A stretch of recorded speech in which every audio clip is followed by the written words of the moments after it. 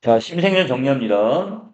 자, 이 작품은 그 남녀의 신분 갈등으로 인해서 신분적인 어떤 계층의 차이가 있어. 자, 그래서 여기 있는 그 심생이란 인물은 그 귀족의 집안의 아들인데 비해서 이 소녀가 지금 어디냐 중인 출신이에요. 자, 신분적인 이 차이가 인해서 어떤 혼사 장애가 오게 됩니다.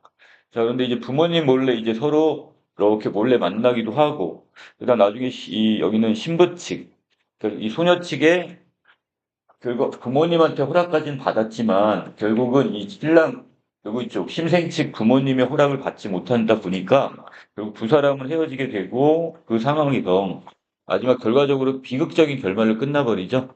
결국 편지 한 통이 나중에 도착을 하게 되는데 그 편지가 결국 유언이나 마찬가지 유언장이었어요 지금. 자, 그런 내용으로 보시면 되겠습니다. 자, 그래서 여기 여러분들이 정리해 놓을 것은 이 신분의 갈등으로 인한 또 신분의 어떤 차이로 인한 혼사 장애 모티프가 있다. 이거 하나 정도 정리해 놓으시면 되겠고요. 자, 우리가 고전 소설에는 그 비극적인 결말 구조가 그렇게 많지 않은데, 자, 이 작품에서 지금 우리 예전에 배웠던 운영전이라는 작품에 한번 비극적 결말이 있었고, 자, 여기 지금 보이는 이 심생전도 자, 비극적 결말로 끝납니다. 자, 줄거리 전체 잡아드리면 자, 여기서 지금 양반가의 자제인 이 심생이 있는데요. 어느 날 그 종로 거리에서 어떤 소녀를 우연히 만나게 됩니다. 자, 그런데 얼마나 지금 그 마음에 들었던지 이 소녀의 뒤를 밟아가가지고요. 매일 밤마다 잠을 하고 넘어가가지고 그 소녀의 방에 이렇게 있다가 앞에서 있다가 결국 집에 돌아오고 이게 반복적으로 이루어집니다.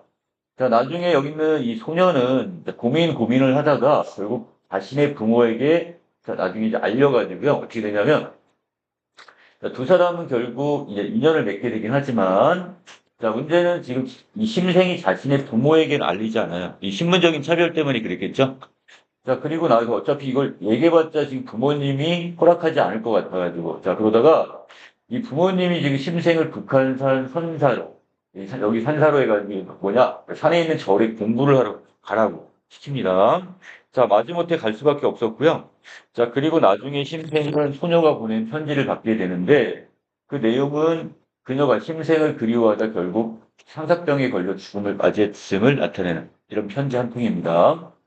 자, 이 뒷부분에 보시면, 야, 나중에 심생도 결국 글 공부를 접게 되고요. 무인이 되어 벼슬에 오르긴 하지만, 자, 심생도 결국 노절을 하고 마는 결말 구조로 끝나요. 자, 여기 작가의 그 이옥의 호가 바로 매와 외사인데, 그 맨 마지막 부분에다가 이렇게 평가를 붙여놨어요. 자신의 어떤 작가가 아니라 매화에서는 이렇게 말한다, 이런 식으로 해갖고 덧붙여놨는데, 이 이야기를 12살 때 시골 서당 선생님한테 들었다, 이렇게 이야기를 합니다. 자, 그리고 서당 선생님 이 이야기를 들려준 이유가, 자, 어떤 일에 대해서든 반드시 이루겠다는 뜻이 있다면 못할 일이 없다. 자, 이런 어떤 조언을 주기 위해서 선생님께서 이런 이야기를 들려주셨다. 이렇게 이야기하고 있어요. 자, 여기서 어떤 일이든 여기 보니까 소녀가 너무 좋은 거야. 그래서 거의 10달 동안 비가 오나 눈이 오나 결국 제일 그녀의 방 앞에 저 이렇게 그녀를 지금 여기 이렇게 만나기를 지금 소원하고 있었고 결국 소녀가 거기에 대해 이제 결국 마음의 문을 여는 내용으로 끝나요. 여기 중간 부분의 내용인데요. 자, 가볼까요? 자, 남군께서는 자 이제 두 사람이 벌써 지금 그녀의 방에 와가지고 담을 넘어서 그녀의 방 앞에 온 지 벌써 20일째 되는 날인데 자, 지금 누가 나타나서 소녀가 지금 이제 심생에게 이야기하는 장면입니다. 낭군께서는 그러니까 심생 당시 그 도련님께서는 이 소광 통교에서 만났던 그분 맞죠? 저는 처음부터 낭군이 와 계시는 걸 알고 있었습니다. 벌써 20일이나 되셨네요. 자, 그리고 이 손 좀 놓으세요. 그거 제가 소리를 지르면 여기서 나갈 수 없을 겁니다.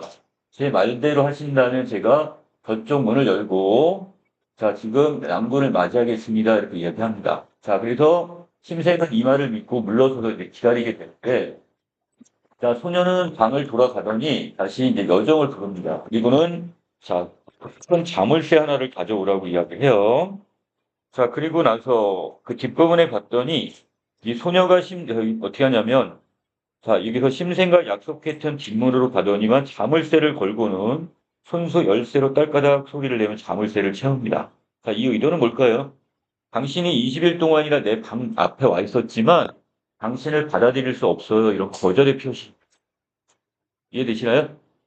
자, 그래서,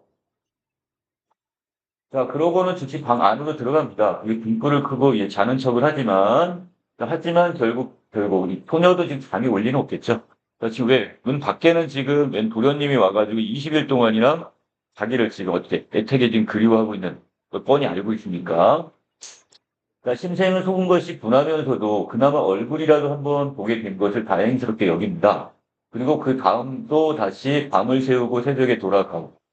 자, 이렇게 하기를 며칠 동안, 자, 이 비 오는 날이면 기옷을 입고 갔고, 옷자락이 젖은 것쯤 마다하지 않았대요. 자, 그리고 다시 또 열흘이 또 지났습니다. 자, 결국 한 달이죠. 자, 변함없이 지금 계속 소녀의 방 앞에 와가지고, 지금 소녀가 마음을 열길 기다리고 있어요. 자, 한밤중입니다. 온 집안이 모두 달게 잠이 들었는데, 자, 소녀 또한 등불을 끈 지 오래됐어. 하지만 소녀가 갑자기 벌떡 일어나더니, 자, 여종에게 불을 켜라 하고, 자, 지금 이 여종들에게는 내당에 들어가서, 어디야? 그 아녀자들이 이 거처하는 내당이라고 하죠. 자, 그리고서는 여종이 문을 나서자, 소녀는 벽 위에서 열쇠를 가져다가는 자물쇠를 풀고 뒷문을 활짝 열고 신생을 불러드립니다. 자, 태도가 지금 변하고 있죠. 그 이전까지는 절대 안 된다고 지금 마음으로 지금 거절을 했고, 이것을 열쇠를 잠그는 행위를 통해서 심생이 그거를 전달을 했지만, 자, 계속해서 지금 심생이 찾아오자 이 소녀도 마음을 좀 바꾼 것 같아요. 자, 그리고는 방으로 인도를 합니다. 심생은 생각할 겨를도 없이 어느새 몸이 먼저 방에 들어와 있고요. 소녀가 다시 문을 잠급니다. 자, 심생에게 말하기를 잠시 앉아 계시라고 하고는, 자, 누구를? 자, 여기서 이제 부모님을 모시고 오네요. 그러니까 소녀의 부모님을 지금 모시고 왔어요. 그리고는 소녀의 부모도 깜짝 놀랍니다. 왜? 자기 딸의 방에 외간 남자가 지금 앉아 있을 테니까. 자, 그러더니 이제 소녀가 이제 찬찬히 이제 부모님에게 말씀을 드리고 있는데, 자, 놀라지 마시고 제 말을 들어보세요. 그리고 자기 나이가 지금 17살인데, 그동안 문 밖에 나가본 적도 없었고, 자, 지난달 처음으로, 자, 이제 외출을 하게 됐는데, 자, 결국 뭐 때문에, 자, 임금님 행차를 이렇게 구경하기 위해서 갔다가 돌아오던 길이었는데, 이 소광통교에서 자, 지금 바람이 불어가지고, 지금 보자기, 여자들이 그 기로도 있죠? 옷 이렇게 얼굴 이렇게 감싸는. 그것이 바람에 날려가지고, 결국 거쳤나 봐. 그래서 그 상황에서 지금 초립을 쓴 낭군, 누굴 만나게 된 거야? 심생과 우연히 얼굴이 서로 마주쳤단 말이야, 지금. 자, 그래서 그날부터 지금 그분이 매일 밤 지금 이렇게 뒷문 아래 숨어 기다리신 게 오늘로 벌써 30일째 됩니다. 자, 비가 와도 오고 추워도 오고 문을 잠궈놓고 거절해도 또한 오셨습니다. 그랬어요. 자, 그래서 지금 이제 여기서부터는 이제 부모님을 설득을 하고 있어요. 이제 소녀가 결과적으로 이분의 마음을 난 받아줘야겠다. 그래서 더 나간다면 이분과 결혼하고 싶다는 의도를 지금 누구한테? 부모님한테 이제 밝히는 장면인데, 첫 번째. 자, 여기서 이제 어떤 상황이 와도 이제 더 이상 신생의 기다림을 막지 못할 것 같다. 이게 첫 번째 그 근거가 되겠고요. 자, 제가 이리저리 요량해 본 지 벌써 오래되었는데, 만일 소문이 밖에나 커져가지고, 이웃 사람들이 알게 되었다 쳐보세요. 저녁에 들어와 새벽에 나가니 누군들 낭군이 그저 창밖에 벽에 기대 있기만 했다고 여기겠습니까? 자, 지금 어떤 사람이, 자, 이웃 사람들이 이렇게 가만히 봤더니, 저녁 이슥한 시간이 되니까 어떤 외간 남자 하나가 담장을 타고 넘어가더니, 그 다음날 새벽녘이 되어서 담장에서 밖으로 뛰쳐나왔단 말이야. 그러면 결국 다른 사람들은 뭐라고 오해할 거야? 분명히 여기는 이 집 아가씨랑 이 도련님이 어떻게 서로 사통을 했다. 정을 통했다. 이렇게 소문이 나버리겠죠. 분명 결백하긴 하지만 자, 그래서 실제로는 아무런 일이 없건만 저는 추악한 이름을 뒤집어 써서 개에게 물린 꿩신새가 되고 말 겁니다. 그랬어요. 개에게 물린 꿩신새가 뭐냐? 결국 어떻게 콧소문이 나가지고 자신이 이제 해를 당할 것이다. 이거 빼박이야, 빼박. 어쩔 수가 없다 이런 얘기야. 이게 두 번째 근거가 되겠고요. 자, 그리고 저분은 사대부 가문의 낭군입니다. 자, 한창 나이에 열기를 진정하지 못하고 벌과 나비가 꽃을 탐하듯이, 자, 벌과 나비는 심생을, 그리고 이 꽃이란 바로 자기 자신을 의미하는 것 같은데, 자, 지금 벌과 나귀가 꽃을 탐하듯 이 도련님께서 지금 나를 지금 찾아온 지가 한참 되었단 말이야. 이러다가는 결국 어떻게 되겠어? 병이 들지도 몰라. 누가? 이 도련님이. 자, 병이 들면 필시 일어나지 못하게 될 테니 그리 된다면 제가 죽인 건 아니겠지만 결국 제가 죽인 셈이 되지요. 자, 남들이 자, 알지 못하더라도 자, 언젠가는 이에 대해 안갚음을 강하게 말 겁니다. 그랬으니까 결국 세 번째 근거로 자, 이 심생의 마음을 받아주지 않게 된다면 저 사람은 결국 어떻게 황사병에 걸려 죽을 거다. 자, 그럼 결국 내가 어떻게 내가 간접적인 살인을 한 것과 뭐가 다를 바가 있냐? 이게 세 번째 근거가 됩니다. 자, 그리고 저로 말할 것 같으면 중인 집안의 처녀. 자, 이게 결국 사대부집 가문의 자제와 이 중인 집안의 처녀니까 어떻게 돼요? 서로 간의 신분적 차이가 분명히 난단 말이야. 자, 절세의 미모를 가진 것도 아니고 또 여기 물고기가 숨고 꽃이 부끄러울 만큼 그렇게 아름다운 얼굴을 가진 것도 아니고 자기가 생각해도 자기 얼굴이 그렇게 예쁜 건 아니야. 그렇지만 난궁께서는 못난 이 솔개를 자, 자기 자신을 솔개에 비유했습니다. 자, 이 송골매라고 여기고는 나를 예쁘게 여겨서 이처럼 지극 정성을 다하시니 이런데도 남분을 따르지 않는다면 하늘이 저를 미워할 것이. 자, 그리고 복이 제게 오지 않을 겁니다. 자, 이것도 또 하나의 근거가 되겠죠. 이 모든 것, 만약에 심생의 이런 정성을 거절한다는 것은 하늘의 뜻을 거스르는 것과 다를 바가 없다. 이렇게 이야기를 하고 있어요. 자, 그리고 제 뜻은 이미 결정되었어요. 아버지, 어머니도 걱정 마세요. 그리고는, 자, 지금 자신의 확고한 뜻을 밝힙니다.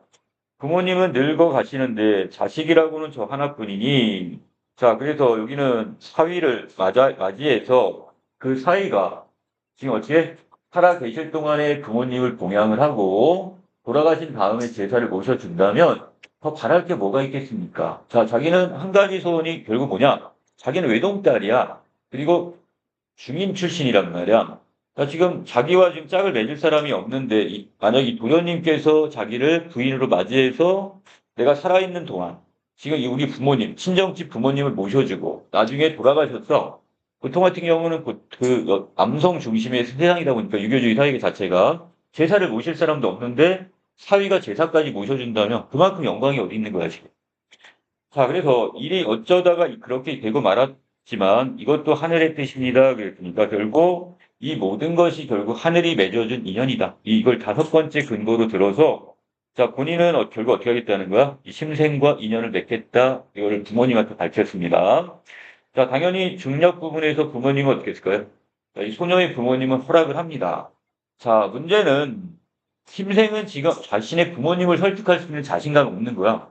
왜? 이 신분적 차이. 자, 이걸 지금 극복을 지금 하고 있지를 못합니다. 자, 그래서 심상은 이날 밤 소녀와 동침을 하고, 자, 결국 부모님, 누구의? 자, 심생의 부모님이 되겠죠? 자, 심생의 어떤 부모님의 어떤 허락도 없이 몰래 인연을 맺게 되는 그 장면이 되겠어요. 자, 그래서 저녁에 가서 새벽에 돌아오는 일을 하루도 거르지 않습니다.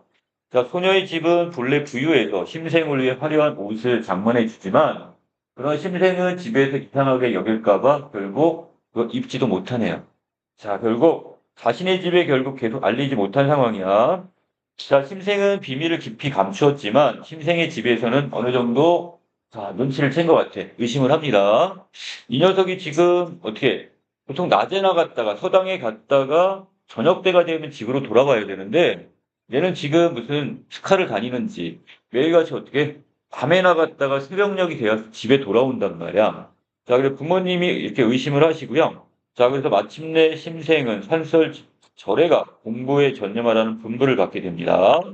자, 심생은 불만스러운 마음에 자, 우울하게 집을 나옵니다. 자, 결국 부모님의 뜻을 거스를 수는 없었죠. 자, 그래서 집을 나오게 되고요. 자, 그러다가 이제 벗들에게 이끌려 결국 책을 싸가 짊어지고는 자, 북한산성으로 올라갑니다. 그리고 거기에 이제 산에 있는 절이 있죠. 절 한 칸에 들어가서 이제 공부를 하게 되는데 자, 이게 지금 공부가 눈에 들어오겠어요? 그렇지도 않겠죠? 늘 지금 소녀가 그립긴 하지만 또 부모님의 명령을 거역할 수도 없고. 자, 그런던 참에, 자, 선방에 머문 지 한 달쯤 되었을 때, 자, 어떤 사람이 지금 소녀가 준 한글 편지를 전해줍니다. 자, 뜯어봤더니 이별을 알리는, 자, 이것은 결국 뭐야? 유서야, 유서. 자, 소녀는 이미 죽었던 것이다 그랬으니까 자, 소녀는 자기가 죽기 직전에 자, 이 편지 한 통을 남깁니다.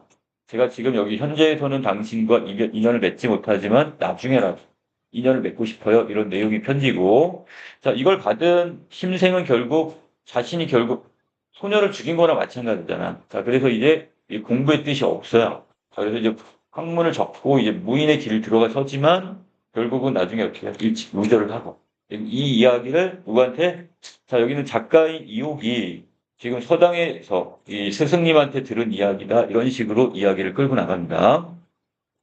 자, 아랫부분의 내용 좀 정리하면, 자, 심생이란 인물은 어떤 성격?